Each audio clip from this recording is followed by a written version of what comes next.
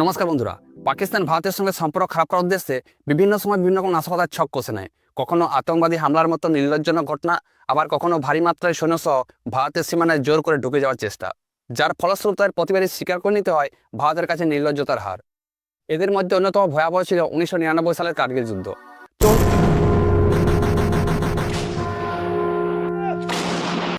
এই ভিডিওতে আলোচনা করি কার্গিল যুদ্ধের মেন কারণ কী ছিল এবং কিভাবে আমাদের দেশের বীর সৈনিকরা নিজেদের জীবন বলিদান দিয়ে এই যুদ্ধে জয়লাভ করে ভারত ভূমিকে রক্ষা করেছে, এবং তৎকালীন ভারত সরকার পাকিস্তানকে যোগ্য জবাব দেওয়ার জন্য ভারতীয় স্থলসেনা অপারেশন বিজয়, ভারতীয় বায়ুসেনা অপারেশন সফেদ সাগর এবং ভারতীয় নৌসেনা অপারেশন তলোয়ার চালু করেন এবং পাকিস্তানের পুরো কোমর ভেঙে দেন। 1998 সালের পারমাণবিক বোমা সফল পরীক্ষণের পর ভারত এবং পাকিস্তান এই দুই দেশেই শক্তিশালী পরমাণু সম্পন্ন দেশে পরিণত হয়।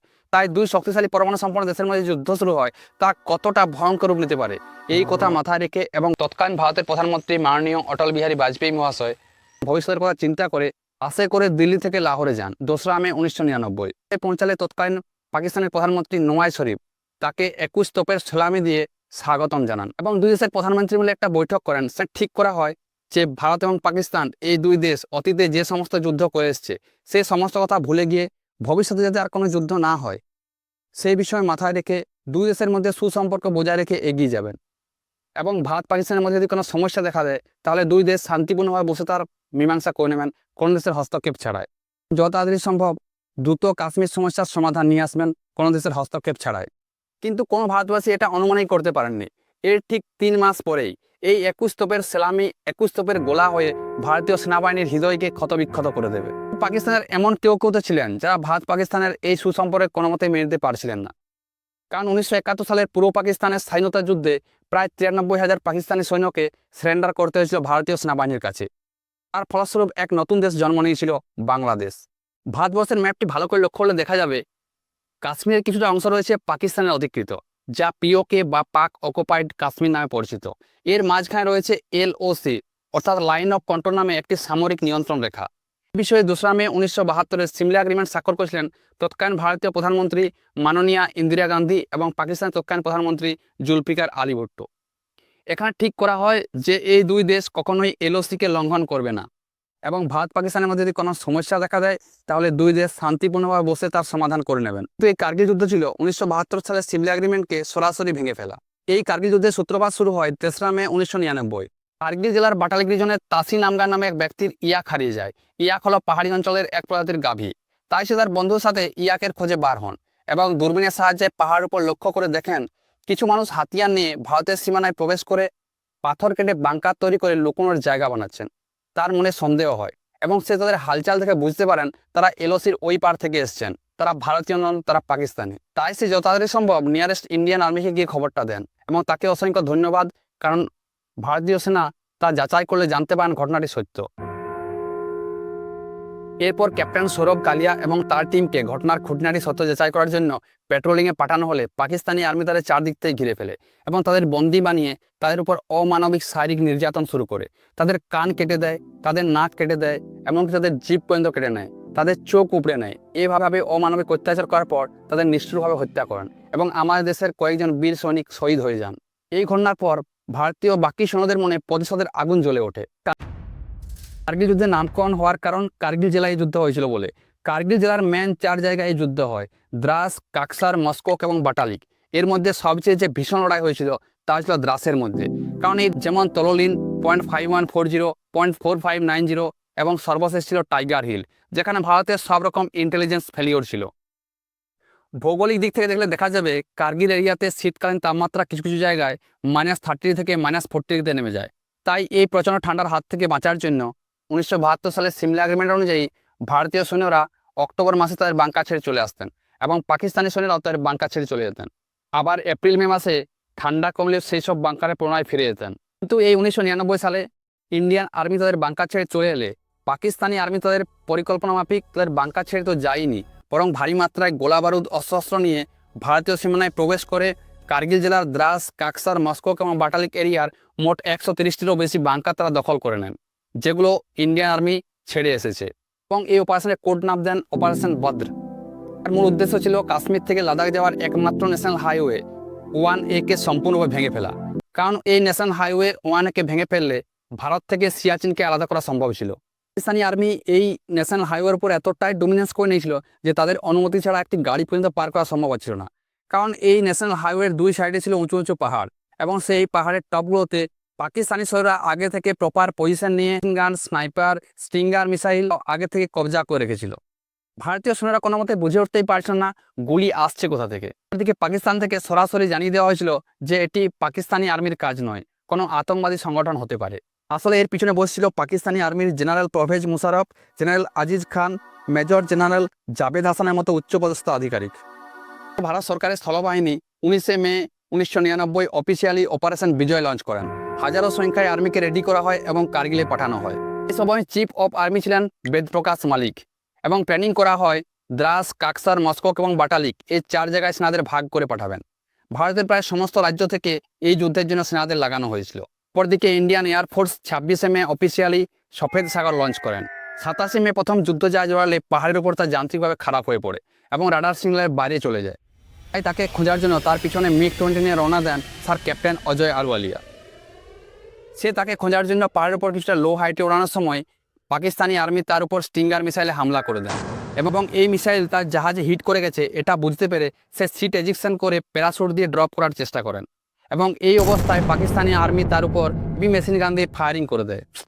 আকাশ থেকে ক্যাপ্টেন অজয় আলওয়ালিয়া স্যারের দেহের টুকরো মাটিতে পড়তে থাকে, এবং আমাদের দেশের একজন বীর সৈনিক শহীদ হয়ে যান। এরপর ইন্ডিয়ান বায়ুসেনার এক ইয়ং পাইলট LOC পার করে পাকিস্তানের এক বড় সেনার আড্ডাতে মিসাইল লক করে ফেলেন। সিনিয়র পাইলটের কাছে পারমিশন চাইতে গেলে সিনিয়র পাইলট AK সিং তাকে মানা করেন। দিল্লি থেকে অটল বিহারী বাজপেয়ী মহাশয়ের কড়া নির্দেশ ছিল LOC পার করা যাবে না। আপনি শুনে আশ্চর্য হবেন যে ওই ক্যাম্পে তৎকালীন পাকিস্তানের প্রধানমন্ত্রী স্বয়ং নওয়াজ শরীফ এবং সেনাপ্রধান পারভেজ মুশারফ উপস্থিত ছিলেন। যদি সিনিয়র পাইলট তাকে নাম মানা করতেন তাহলে আজ তৃতীয় বিশ্বযুদ্ধ হওয়ার পরিস্থিতি তৈরি হয়ে যেত।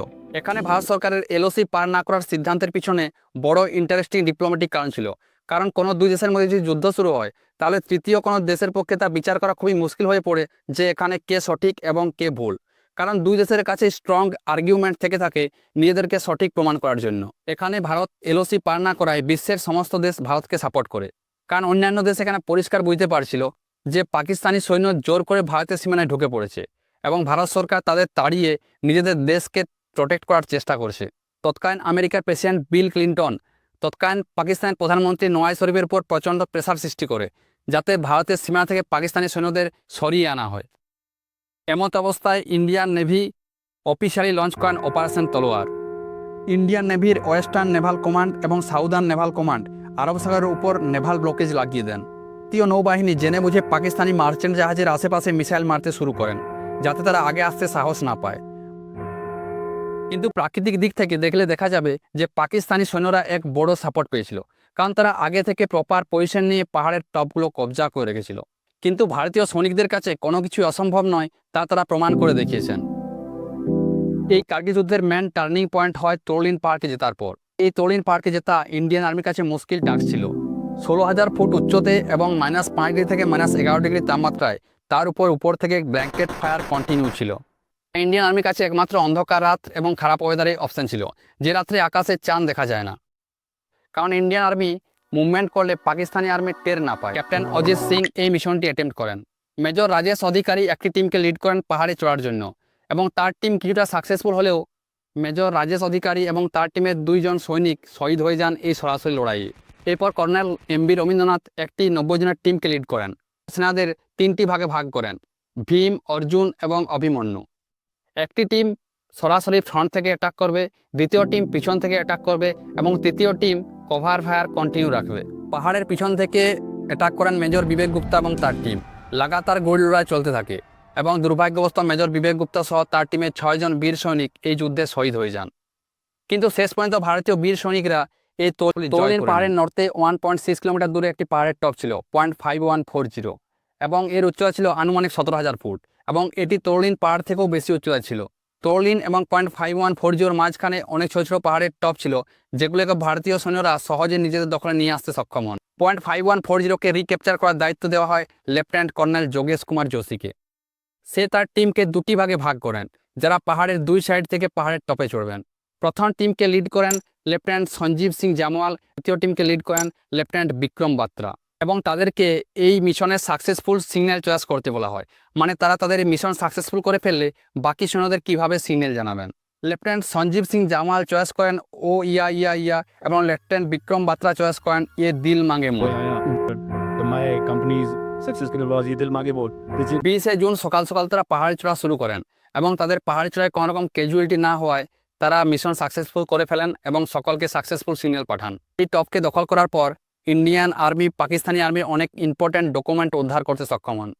এরপর গুরুত্বপূর্ণ টপ ছিল টাইগার হিল, যা রিক্যাপচার করা ভারতীয় আর্মির কাছে খুবই গুরুত্বপূর্ণ ছিল। এই পাহাড়ের এক সাইড 1000 ফুট খাড়া ঢালযুক্ত ছিল, তাই ভারতীয় বীর সৈনিকরা একটি প্ল্যান করেন। তারা ঠিক করেন যে পাহাড়ে চড়ার ইকুইপমেন্টের সাহায্য নিয়ে তারা এই পথেই পাহাড়ের টপে পৌঁছে পাকিস্তানি সৈন্যদের চমকে দেবেন। 3 এবং 4 জুলাই রাত্রে 22 জন ভারতীয় বীর সৈনিক এই মিশনটি অ্যাটেম্প্ট করেন। এদের মধ্যে একজন রয়েছেন 19 বছর বয়সের ইয়ং গ্রেনেডিয়ার যোগেন্দর সিং যাদব। এই 1000 ফিট উচ্চতার মাত্র অর্ধেকটাই সে চড়তে পারেন। পাকিস্তানি সৈন্য তা টের পেয়ে যান এবং তার উপর গুলির বর্ষণ শুরু করে দেন। 2 জন ভারতীয় বীর সৈনিক শহীদ হয়ে যান এই গুলি বর্ষণে। কিন্তু এই গুলি বর্ষণের মাঝখানেও গ্রেনেডিয়ার যোগেন্দর সিং যাদব তার পাহাড় চড়া কন্টিনিউ রাখেন। পাহাড়ের টপে পৌঁছাতে তার মাত্র 60 ফুট বাকি ছিল। তার পায়ে এবং কাঁধে এসে 3টি গুলি লাগে, কিন্তু এই 3টি গুলি লাগার পরেও গ্রেনেডিয়ার যোগেন্দর সিং যাদব পাহাড় চড়া কন্টিনিউ রাখেন এবং পাহাড়ের টপে পৌঁছে গ্রেনেড ছুড়ে 4 পাকিস্তানি সৈন্যকে মেরে ফেলেন। আর এই সাহসিকতা দেখে তার টিমের বাকি সৈন্যরা এতটাই মোটিভেট হন যে তারাও শেষ পর্যন্ত পাহাড়ের টপে পৌঁছে সাকসেসফুলি টাইগার হিলকে জয় করে নেন। মানে সবচেয়ে আশ্চর্যের বিষয় যে 3টি গুলি লাগার পরেও গ্রেনেডিয়ার যোগেন্দর সিং যাদব সার্ভাইভ করে যান এবং তাকে ওনার একটি লেফটেন্যান্টের টাইটেল দেওয়া হয়। বাকি যে সমস্ত টপ ছিল সেগুলোকে ইন্ডিয়ান আর্মি সহজে নিজেদের দখলে নিয়ে আসতে সক্ষম হন। এদের মধ্যে অন্যতম ছিল .4875, যাকে রিক্যাপচার করার দায়িত্ব দেওয়া হয় লেফটেন্যান্ট কর্নেল বিক্রম বাত্রাকে এবং তার সঙ্গে ছিল রাইফেলম্যান অনুজ নায়ার। 8 মে তাদের মিশন সাকসেসফুল হয়ে গেলে লেফটেন্যান্ট বিক্রম বাত্রা বাংকার থেকে বের হন এক ঘায়েল লেফটেন্যান্টকে রেস্কিউ করার জন্য। পিছিয়ে পাওয়া থেকে পাকিস্তানের সৈন্যরা এই অবস্থায় তার উপর গুলি করে দেয় এবং তা সোজা গিয়ে বিক্রম বাত্রার ছাইতে লাগে। .4875 ইন্ডিয়ান আর্মি জরুর জিতে নেয়, কিন্তু বিক্রম বাত্রা এবং অনুজ নায়ারের মতো 2 বীর সৈনিককে হারাতে হয়। 11 জুলাই পাকিস্তানি আর্মি বাকি সমস্ত বাংকার ছেড়ে পালিয়ে যান। 14 জুলাই প্রধানমন্ত্রী অটল বিহারী বাজপেয়ী মহাশয় এই অপারেশন বিজয়কে এক সাকসেসফুল মিশন হিসাবে ঘোষণা করে দেন এবং 26 জুলাই অফিসিয়ালি কার্গিল যুদ্ধ। এরপর ভারতবর্ষের সর্বোচ্চ সামরিক পুরস্কার পরমবীর চক্র সম্মানে ভূষিত করা হয় 4 ভারতীয় বীর সৈনিককে: ক্যাপ্টেন বিক্রম বাত্রা, লেফটেন্যান্ট মনোজ কুমার পান্ডে, রাইফেলম্যান সঞ্জয় কুমার এবং গ্রেনেডিয়ার যোগেন্দর সিং যাদবকে। আনুমানিক 527 জন ভারতীয় বীর সৈনিক এই যুদ্ধে শহীদ হয়ে যান এবং 1300-রও বেশি ইনজিওর্ড হন। এবং তৎকালীন ভারতীয় প্রধানমন্ত্রী অটল বিহারী বাজপেয়ী মহাশয়ের দ্বারা ভারত পাকিস্তানের মধ্যে যে সুসম্পর্ক তৈরি করার চেষ্টা চলছিল তাতে পুরো আগুন লেগে যায়। ভিডিও শেষ করার আগে আমি শতকোটি প্রণাম জানাই সেই সব ভারতীয় বীর সৈনিকদের যারা নিজেদের জীবন বলিদান দিয়ে এই যুদ্ধে জয়লাভ করেছে এবং ভারত ভূমিকে রক্ষা করেছে। আবারও প্রণাম জানাই সেই সব বীর সৈনিকদের যারা দিনরাত্রি এক করে সীমান্তে দাঁড়িয়ে থেকে সমস্ত ভারতবাসীকে রক্ষা করে চলেছেন। জয় হিন্দ, বন্দে মাতরম। যারা দেখছেন তার প্রতি আমার একটাই অনুরোধ, এইসব ভারত মাতার বীর সন্তানদের জন্য অবশ্যই একটা ভিডিওতে লাইক করে যাবেন, একটা কমেন্ট করে যাবেন।